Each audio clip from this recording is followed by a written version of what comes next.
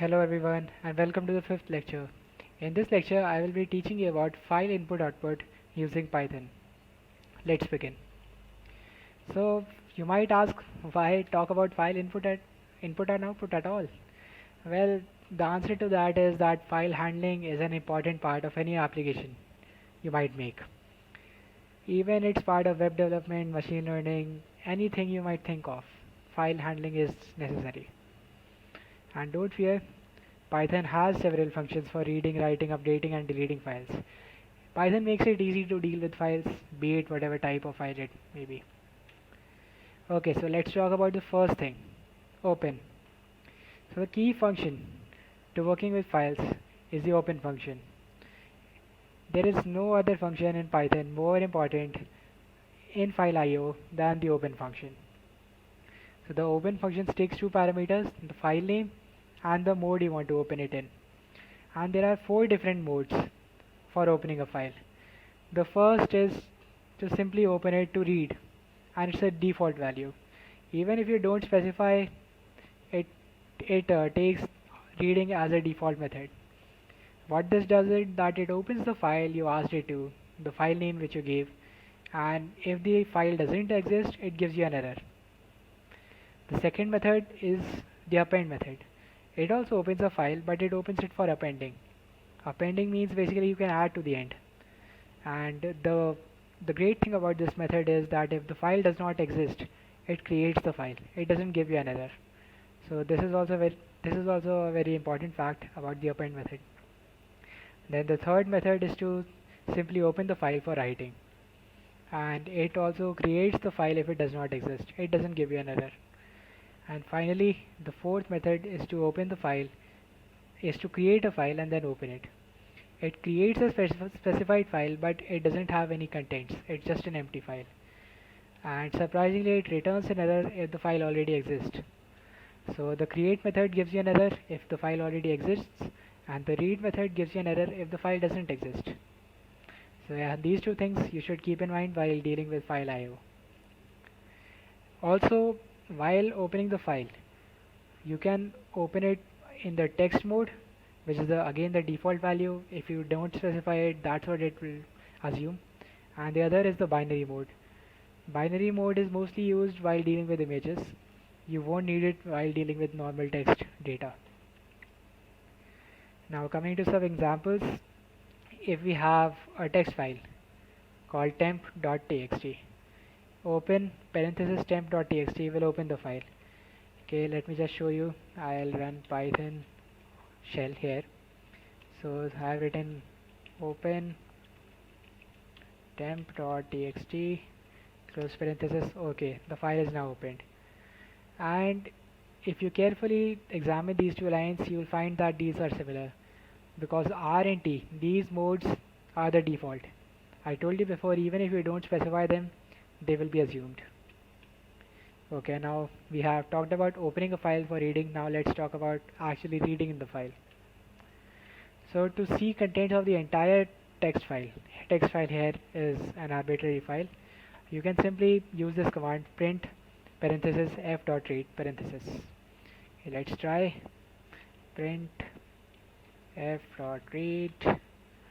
Okay, yeah, as you can see here, we have read this file. It contains two lines, hello everyone, this is a demo text file, and so on. Okay, but what if you want to read a file line by line? You don't want to read the entire file at once. You can do that also, but yeah, I'll explain it to you. I'll show it to you. But since we have already read this file, the cursor, you can think of it, the cursor is at the end of the file. So we'll have to close this file and again open this file. This time we will read it line by line. So if I pass this, as you can see, only the first line was returned, which was hello everyone. After this, I have a line break which demarcates this line.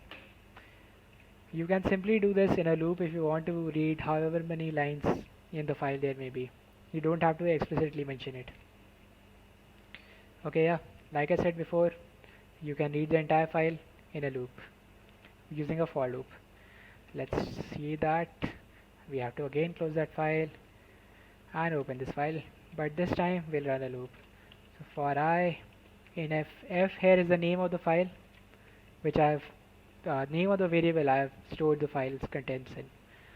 So I can simply do print I. So as you can see here, I have got the output of these two separate lines on two distinct lines. And lastly, as you might have seen, I closed the file 2 times prior, and it is a good practice to always close the files after you have opened them, because otherwise it might interfere with your other tasks, your computer's other tasks. So you can simply write the variable you stored the file's content in and dot close. After you do this, the file has been closed. Okay, so now let's talk about writing. We have opened the file and read it, but what about writing? To write to an existing file, you have to add a parameter to the open function. There is no default value. So you have two parameters. You have the append parameter, which will append the contents you write to the end of the file, and you have the write parameter, which basically erases your file's previous contents and starts with a blank slate. Okay, so now let's see an example of appending to a file. So we'll append to the existing temp.txt file. We'll append this line, an example of appending to a file. Okay, now let's first of all we have to open that file. Oh, sorry, I have opened it in the default read mode, which, as you have seen, is not the correct way. So I have to open it in the append mode with the a method. Okay, and now I can write to this file an example of appending to a file. Okay, and as you can see, it returned me the number of characters I wrote. Since I wrote 34 characters, it returned the value 34. And now, since it is good practice, I will close this file. Finally, I can also confirm that the contents were added. I can confirm the same by opening it for reading and then just doing print f.read.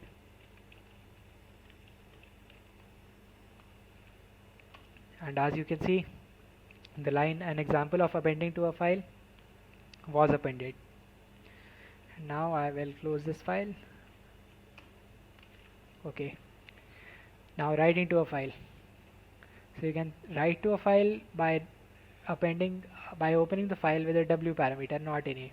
Sorry, this is a mistake while making the slides. And if you do this, you erase the file's previous contents and it will be a blank slate. So if I do this and I write something, so let me write erased the files previous, and see, it again returned the number of characters I wrote. Now I'll close this file and I'll open it again, but to confirm this time, so I don't need to specify the mode. I'll just write f.read,